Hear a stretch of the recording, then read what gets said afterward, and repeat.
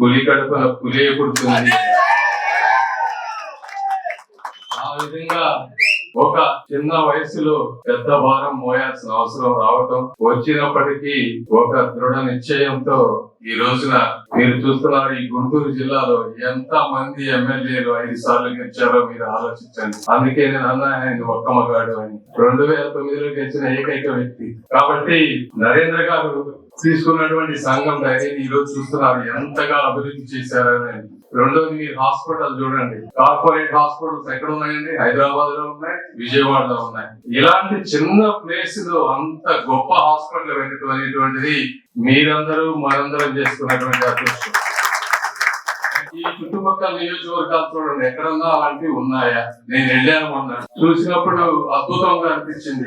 Hospital అంటే ఒక్కోసారి కొంతమంది అక్కడ ఇక్కడ పెడితే పెట్టొచ్చు, కానీ అందులో వచ్చేటువంటి స్పెషాలిటీ డాక్టర్స్ గాని ఆ సర్వీసెస్ గాని చాలా కష్టం. పెద్ద పెద్ద డాక్టర్స్ చిన్న చిన్న ప్రాంతాలకు వెళ్ళరు. వాళ్ళని కన్విన్స్ చేసి ఈ హాస్పిటల్ కి తీసుకొచ్చి మీలాంటి వారందరికీ, మాలాంటి వారందరికీ ఇలాంటి సహాయం సేవలు చేయటం, అవుట్ పేషెంట్ డిపార్ట్మెంట్ అంతా ఫ్రీగా చేయటం మనం ఈ రాష్ట్రంలో కాదు, ఈ చుట్టుపక్కల ఉన్న 4-5 రాష్ట్రాల్లో కూడా ఎక్కడా చూడం. దానికి మనస్ఫూర్తిగా నరేంద్ర గారికి అభినందనలు.